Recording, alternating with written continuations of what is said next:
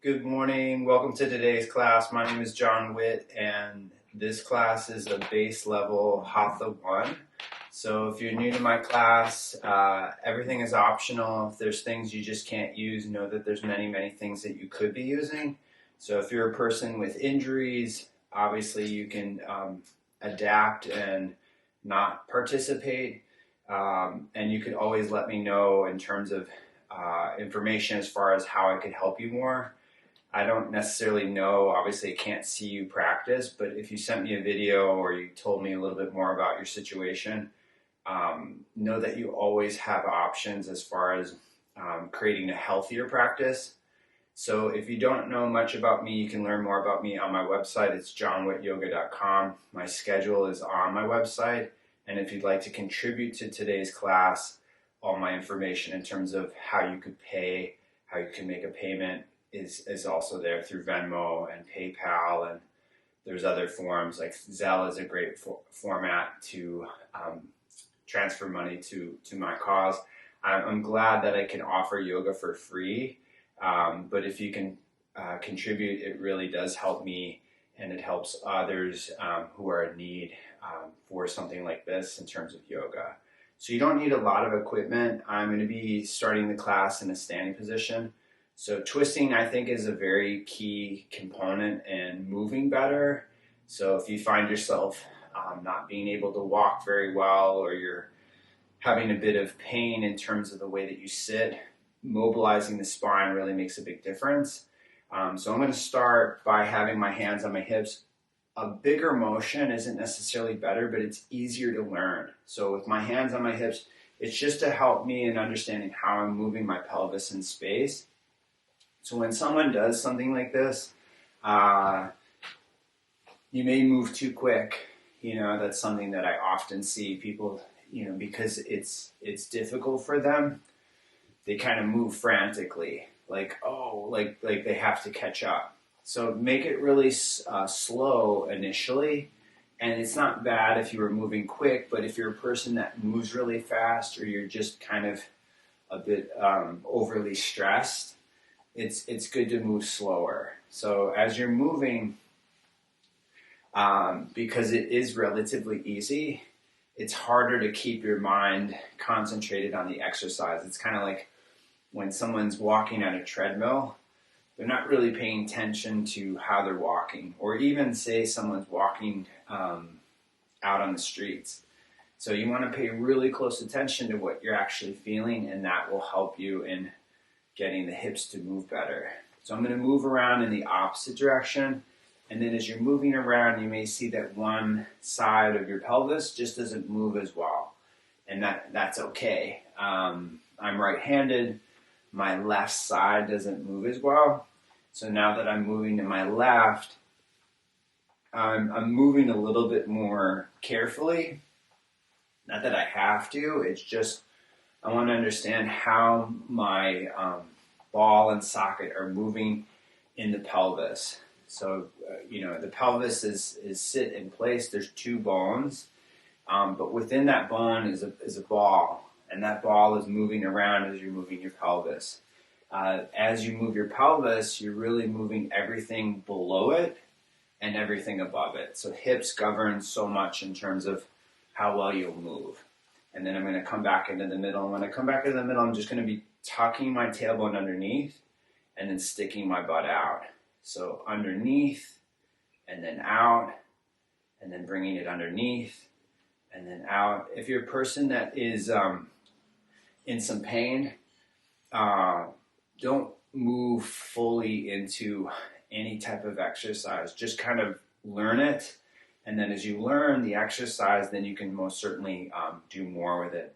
So I'm keeping my knees bent, and I'm just trying to isolate my pelvis. So I'm just moving my pelvis. Tailbone is down, pushing the butt out, moving it down. And this is really subtle stuff, but there's a lot of carryover where it's going to help you in terms of moving better. So I'm going to come back into the middle, and I'm just going to be moving my pelvis side to side. And if you do need to get your legs involved, you can certainly do that. So just kind of like pelvis is elevating and then it's dropping on one side. So just a few more. And again, if you can't see which side is moving better, over time you will. So I'm going to move my pelvis just in a circular motion. And I say this with certain exercises. They may look strange, or they might be like, oh, why am I doing this? But when you see someone and they can't really walk very well, a lot of it comes from the pelvis. So you can circle around in the opposite direction. So it's like, I don't want to really do these. I know that comes up for people. They're like, do we really have to do these? You, of course, don't have to, but it's a very, in my opinion, it's very good, and that's why I'm using these more and more. So you can come back into the middle. When you come back in the middle, just kind of see how the feet sit. So moving the weight side to side. And then as I'm moving my weight around, you can move it forward and back, just to get more and more familiar with how you hold your weight. I'm going to have my hands behind me, and I'm going to come up onto my toes. I'm going to lift my heels off the floor. So I'm lifting up. If I can, I'm going to turn my head to the right. Then I'm going to turn the head to center, and then to the left. It's not bad to use a wall or something like that, right? I'm going to turn back into the middle, to the right again, center, and then to the left. If you're a hot person, you can breathe through your mouth. As you need more heat in your body, you can breathe in and out through your nose. So I'm just going to lower the heels. So take the arms up to the sides, have the hands in fists, but have the thumbs up. And just rotate the shoulders forward. So a deep rotation in the shoulder. And when you notice that the shoulder's not moving, you're going to probably move from your hands or your elbows. So try to keep it more specific in the shoulders, and then rotate it back. And then as you rotate it back in space, again, think that someone's hands are on your shoulders, and they're assisting you in moving the shoulders back in space. Not to the point where you're obviously hurting. So rotate it forward, down and in, and then moving it back. I'm not timing it, but it's probably close to 30 seconds, but almost like timing things more, because then it's not so goal-orientated in terms of how many repetitions, right? And then I'm going to bring the arms down. Take the arms up into an overhead position, a big circular motion, and bringing them down. Inhale, taking them up. Use your feet. And exhaling, bringing them down. One more time, we're going to take them up, but we're going to keep them up and just try to bring the shoulders up towards the ears. So lifting the arms, lifting the shoulders, and then just depress the shoulders, let the shoulders drop down. One more time, take them up. Really reach up out of the arms, extend up through the arms, and then lower the arms, lower the shoulders. And you can exhale, you can take the arms back down. So I'm going to circle the arms. If you couldn't circle the arms like I'm going to, you could just stick to the rotations in the shoulders. Can't take the arms overhead, of course. What's good is scapula isolation, like protraction and retraction. That's like really, really basic stuff, but very good. But if you can, I'm going to be circling the arms in a circular motion. And it could be much slower than I'm doing, and it could be faster than what I'm doing. So I'm just moving the arms. Take note of which arm is on the inside when you're coming forward. And then, because we're going to do obviously both sides. So just a few more if you can, and then slowing it down. So just turn the head over the right, turn it to the left, turn it to the right again, and then to the left.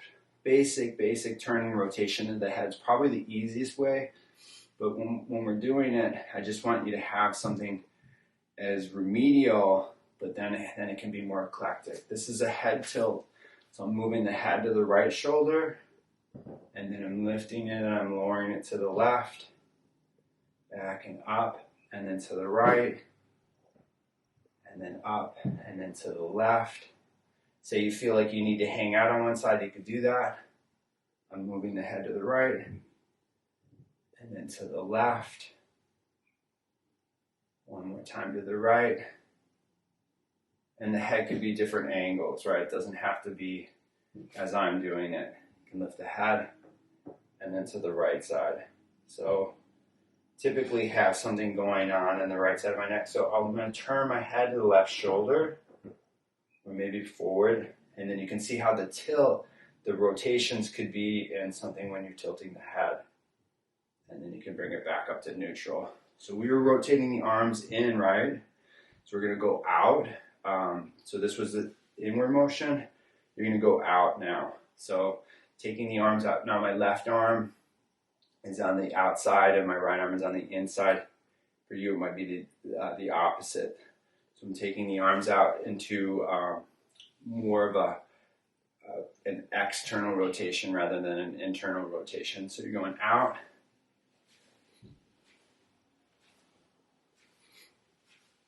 See if you can keep the elbows straight.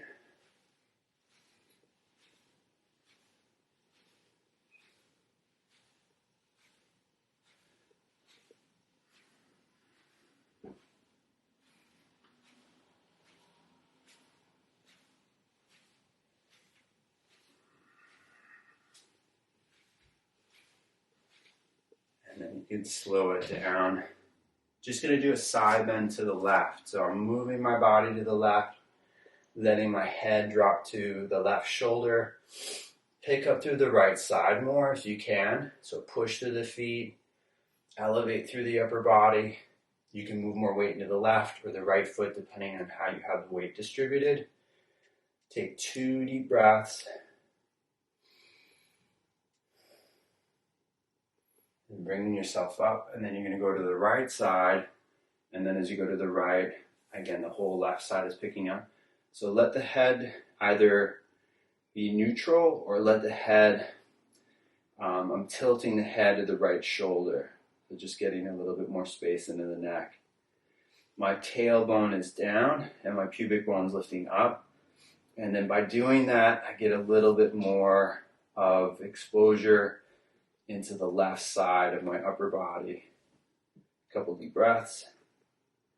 And then you're bringing yourself back up. Now twisting, if you can, keep your pelvis neutral and twist the body to the right. So often people, they don't have the awareness and they just twist and then things eventually start to hurt, right? So be more subtle in twisting through the upper body. If you can, turn the head. If you can't, right, keep the head neutral. But keep the left hip back, lift up out of your waistline. Couple deep breaths. Then you're going to turn forward and then twisting to the left. Then as you're twisting to the left, again, I'm trying to get the tailbone to move down. Pubic bone's up. Just moving, rotating to the left side, which is, eventually we're going to do bigger twists.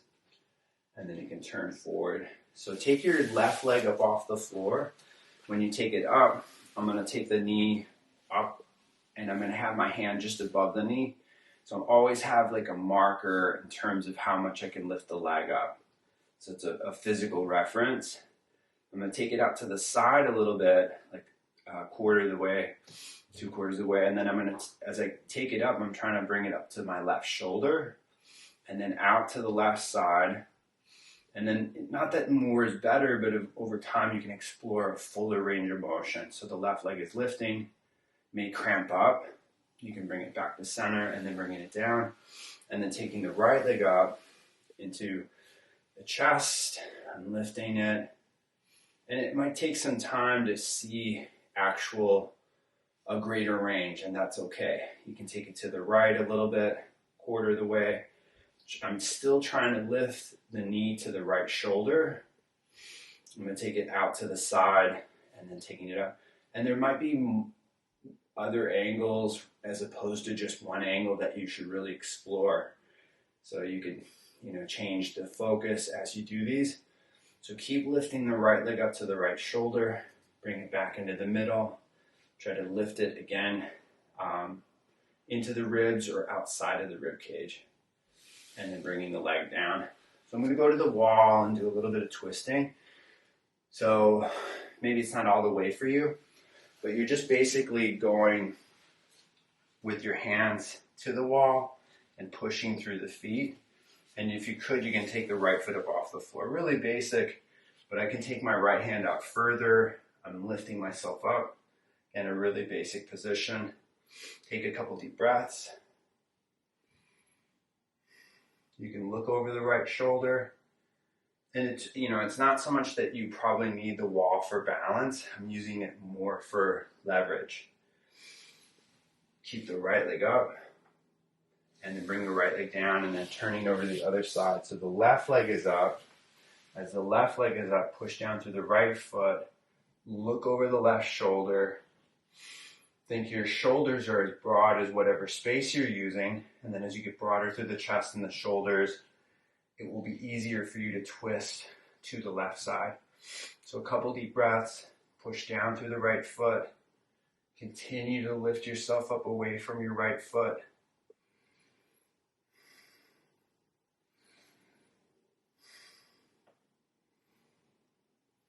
And then bringing the left foot down. I'm going to do a little bit of a different twist. Is that I'm away from the wall, and then I'm going to turn, right? So you're about an arm distance away from the wall. So you can turn, and maybe you're just turning the body like we did earlier, but you can bring your right hand to the wall, and then I'm going to turn back. Why I'm moving rather than holding, as you can really see as you move, it's probably when you're going to get the most exposure into the body. Because once I'm here, things adapt. Then coming back, and then I'm going to turn to the right. I'm going to rotate to the right, taking the right arm back. One more time, I'm going to come back in the middle. You could do it, I'm doing it a bit slower here. And then, but once you get used to it, could be, faster motion. Just not doing that today. So push through the feet, lift through the upper body, and then back into the middle. So I'm going to turn to my left.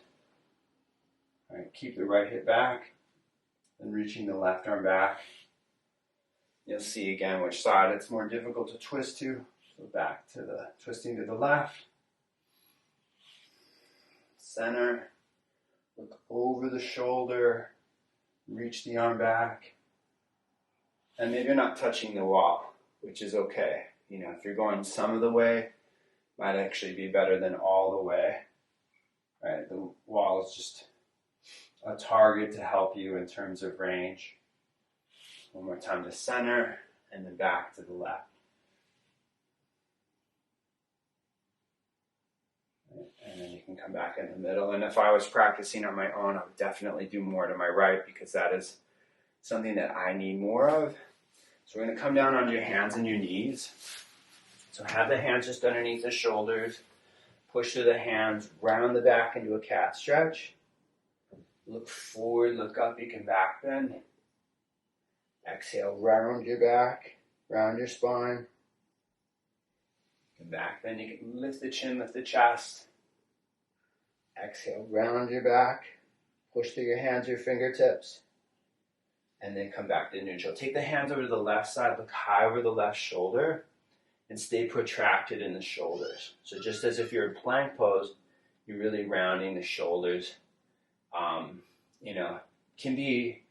Can be a lot, or just, somewhat subtle. I like a lot initially for people so that they really understand how to integrate. You can take the hands to the right. As you get more, knowing in your body, it doesn't have to be super obvious, but I'm pushing through the hands. I'm pulling the front of my body in, and then I'm back, into a more neutral position. So have the hands underneath the shoulders.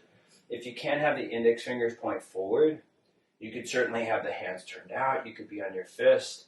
I'm gonna protract through the shoulders. I'm coming up into a plank pose. I'm lifting the knees off the floor.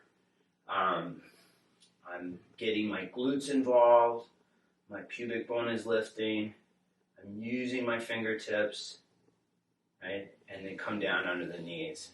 So I said it earlier about protracting and retracting the shoulders, very good for the shoulders. So let's say you can't do a push-up. This is really a big part of that, is let the chest drop down in between the arms and then push through the hands. So keep the arms straight, just let the chest drop down and then push. So the stronger you get through the hands and the shoulders, the more control you'll have in your body. So let your chest drop down and then push, protract the shoulders. So again, you should see a difference when you do your planks, right? So come back up into plank, and then in plank, right? Again, use the front of your body so that you have good stability. Couple deep breaths, keeping a good line here, and then going up into a down dog. So have your feet however wide you need to.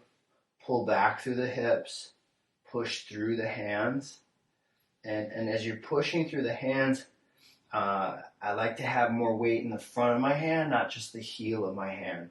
So I'm pushing strong through the front of my hand just so that I'm not falling into the position. Not that that can be terribly bad, right? Just a habitual thing for people. So come forward into a plank, and then in plank, as slow as you can. You can come to your knees, you can come all the way down, but I'm going to come down nice and slow. So just hovering if I can, and then all the way down, and then come up onto the elbows, and then when you come up on the elbows, you can pull yourself forward in space. So I'm going to change the angle a little bit of my Sphinx pose, so I'm going over to the left, and it's a little bit more of a twist. So way down the road, in terms of like with my experience with yoga, is that you do rotational back bends, but I feel it should be offered earlier because it's really good in terms of manipulating the spine. So I'm off to the side, and as I'm off to the side, I'm lifting my head above my shoulder. So it just gets different angles. We're more in a linear type of way when we sit, when we walk, and we move, but in moving off that linear line, it'll help you. So take the hands to center and then over to the right side. So as you're over to the right, just gets more into a deeper layer of the rib cage. So as you mobilize the ribs, it'll be much easier to twist. It'll be much easier to breathe. So the head is above the right shoulder. And say you need more leverage in the lower body, get your feet together, get your legs together. And that'll add more, it'll give you more of a pull down into the floor. And then you can bring it back into the middle. So I'm going to have my hands underneath my shoulders. I'm going to curl up into a low back bend. And then I'm going to slowly come back down. And then I'm going to come up again. So I'm trying to use my back more than my hands in this. It's not bad to use your hands, especially if you need more strength in your upper body. So you can lower down. And then I'm going to take it out to the left, and the same thing. I'm going to curl up. And because this might be a new angle for you, you most likely will be lower, right? So you don't have to come up into a high position, but say if you want to explore something higher, you certainly can. So I'm coming down.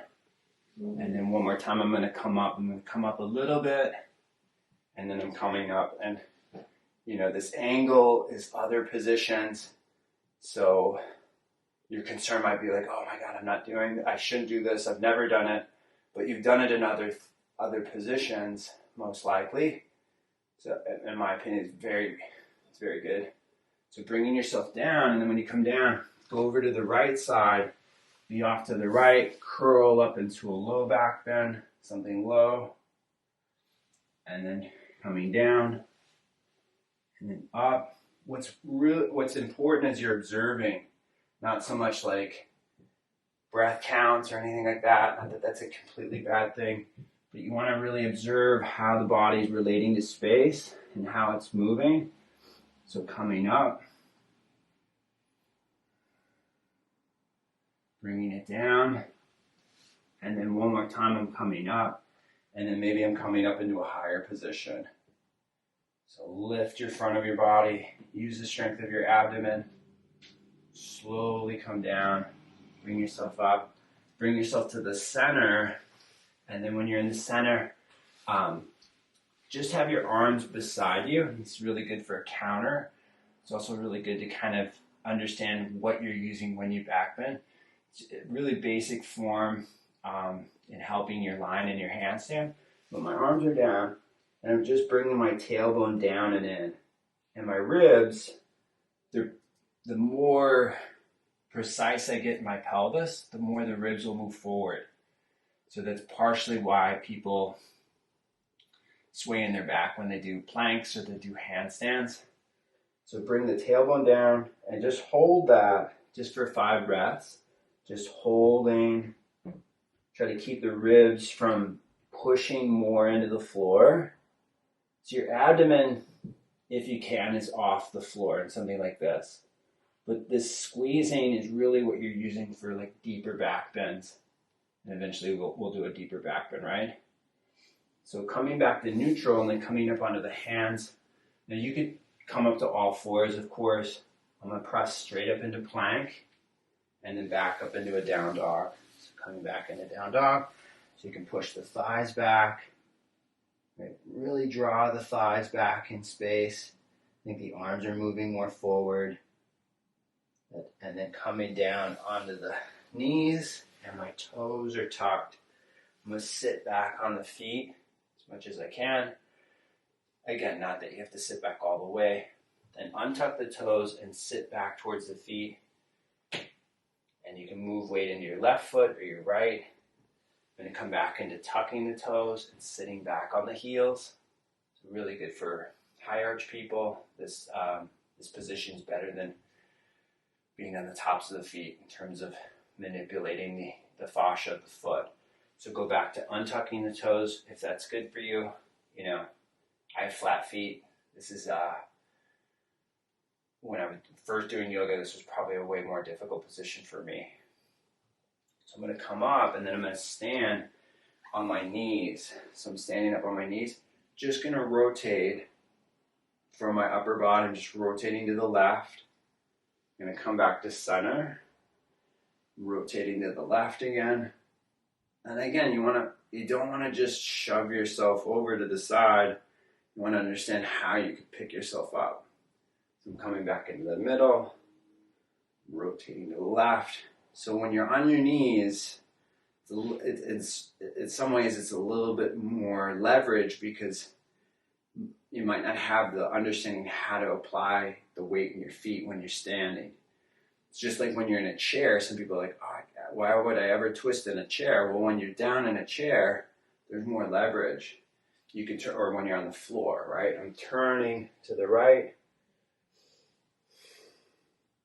You'll get to a certain level where you just can't really twist anymore, and that's okay. But as you relax, you'll be able to twist more. Again, you don't have to twist more than what you are capable of doing. That's not really the goal or the objective. Just you're exploring more space as you develop as a practitioner. Come back to center. And then one more time, go to the right. And then back into the middle. So if I could do a standing forward bend, what you could do is just sit on the floor and stretch your legs forward. But if you can, we're going to come into a forward bend. So my toes are tucked. I'm going to come up into a standing position. I'm going to walk my hands to my feet. And then as I walk my hands to my feet, just so that you can see me a little bit better, I'm going to have my left foot over my right. So when I'm crossing my feet, left over right, the whole right side is being more exposed. My right hip, my right QL, into my upper back, right? Take a couple deep breaths here. Then bring the weight back into the middle. Bring the left foot next to the right. Step the right foot over the left. And you could step from behind, right? Which is much easier to do. And, say forward bending is just really, really hard for you. I'll do it after, but have your feet neutral, have your knees bent. If you're a person that always hurts in a forward bend, I'd stay away from that for a little bit of time. Could be a number of things, but you want to keep doing the same thing over and over again, especially if it's, if you realize that it's not helping you, probably may not, right? But over time you can, of course, go back to that.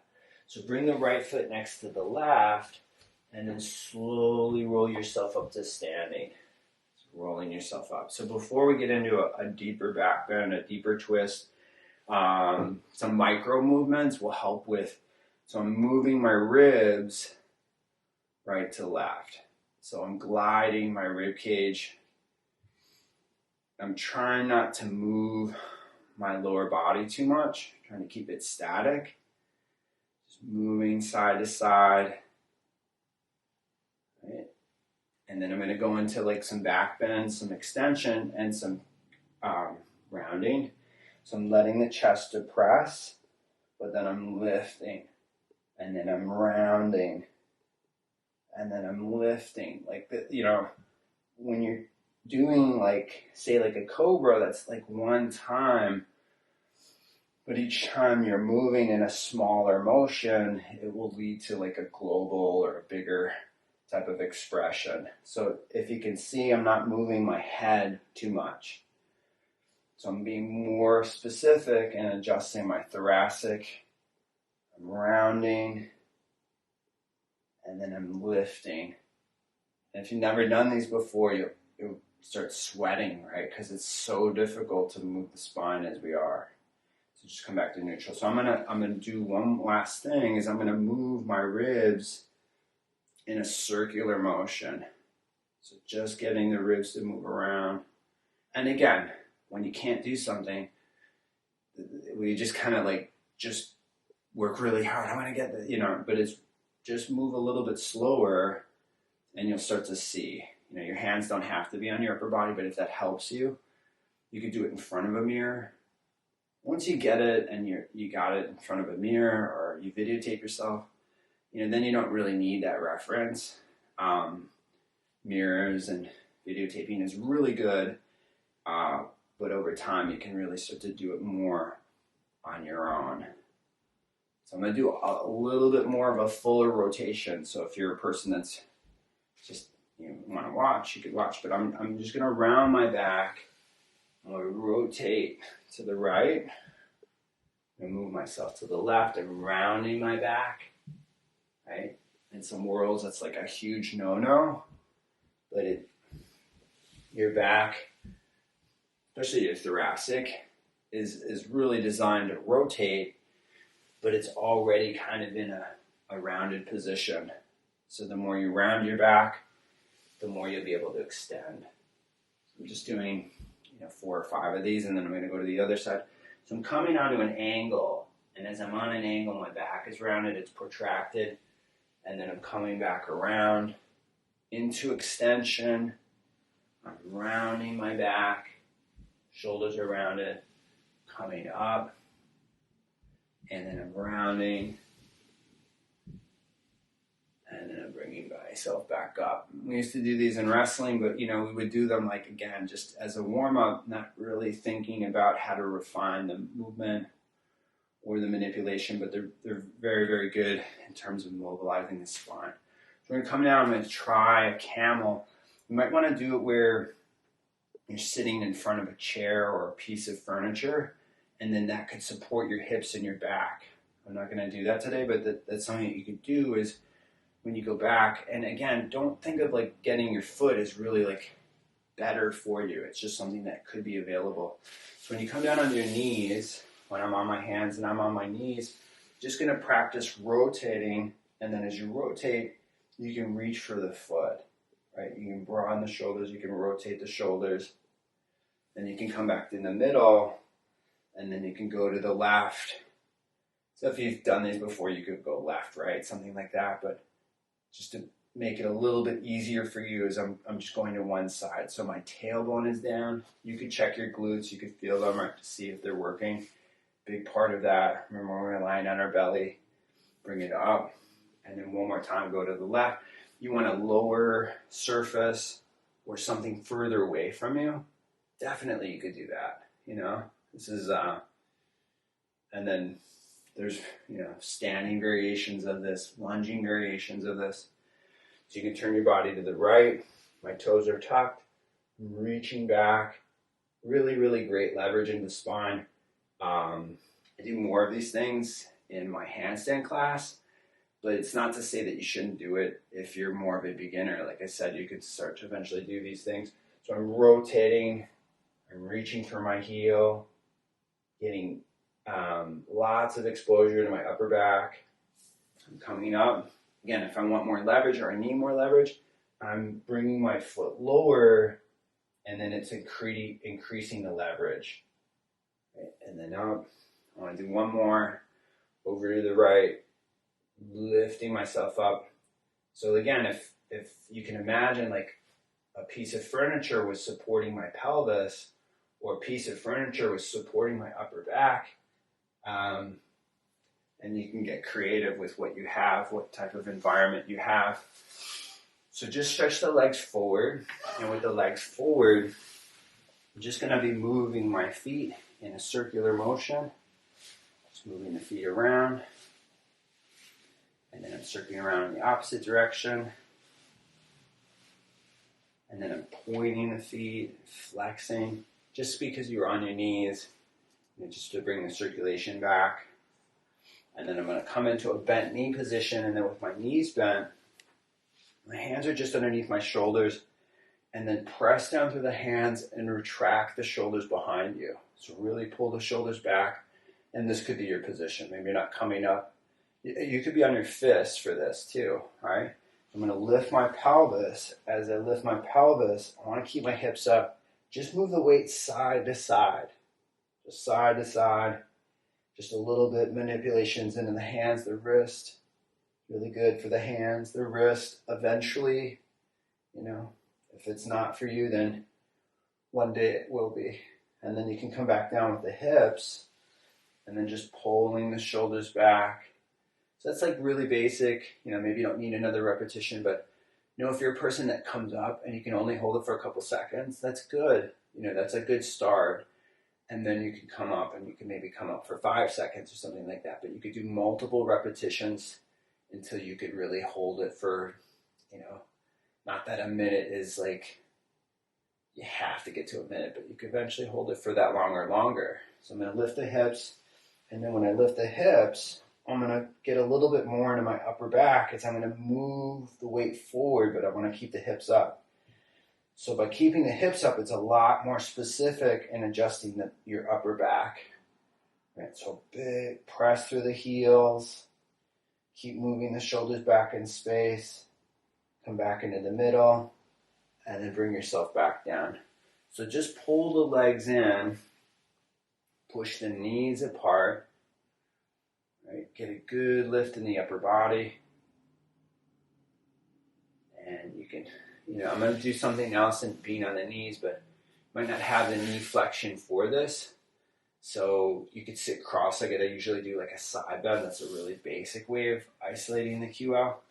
But I like these where I'm on my knees, and then when I'm sitting on my knees, I could be in this position, right? This is a great position to work on, but I'm going to move my hips over to my right side. And then as I move my hips to the right, I'm isolating more of the outer portion of my right hip. So if you're really tight, you'll probably look something like this, which is okay to start with. And then as it gets easier, you can be more lined up with your upper body over your pelvis, which isn't better. It's just, again, more leverage. So take 3 deep breaths. Breathe in, breathe out. This is a really tight area for most people, and that's why I like this position so much. Your hips could be elevated too, so it's just too intense. You put like a little cushion or something or blanket underneath your pelvis on the right side, and then that'll make it easier.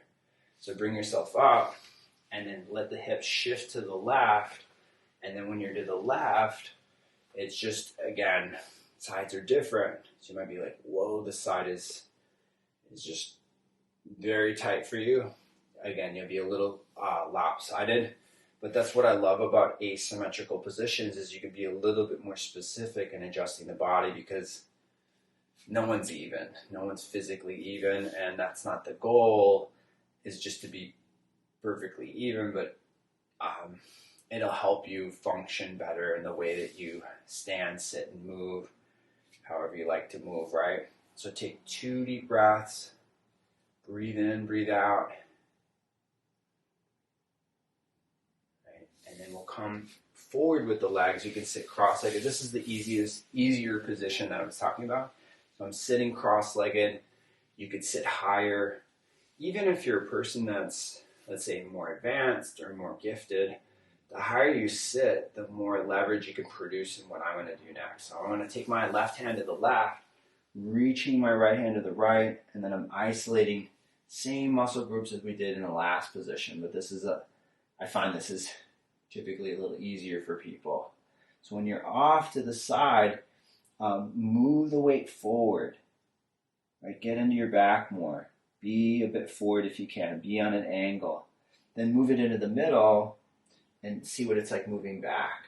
Right? No one should be like just one way. Right? We're all should be eventually practicing a little bit differently. Right? I'm going to go to my left elbow if I can, just for a few moments. I can relax my head down towards that low arm, and then I'm going to come up. My right hand could be on a block or a chair. It's a really nice way. My right hand could be behind my head. Then bring it up. And then one more time, get low. And this is, again, very much for the thoracic spine. And then bringing yourself back up. Recross the legs. And as you recross the legs, take the right hand to the right side, reach the left hand to the left. You could either be squeezing your legs together, right? That's a good way. Or pushing the knees apart. And then see what it's like. If I tip forward, that might be exactly the angle that you need. You could be right in the middle. You could be back. All these angles could be beneficial. Like when I lean forward, it's more for my back. When I'm in the middle or back, it's really more for my hip. So, it's not like you have to be in a fixed position. So I'm going to get to my right elbow. Then I can lift it if I really need it. I mean, you could stay down the whole time, of course. So you could be down on the elbow. Say your hip's coming off the floor. Sometimes people say like, oh, that's, not good. It's okay, right? It can come up. You can bring it down. You can relax the head. Take it up one more time. And then you can bring it down. And then bring yourself back up. So recross the legs one more time. Sit nice and tall. Just kind of see how you sit. And a good way of seeing this is from the side. So if when you sit, put yourself profile to a mirror or videotape yourself from the side. Just kind of see what your habits are.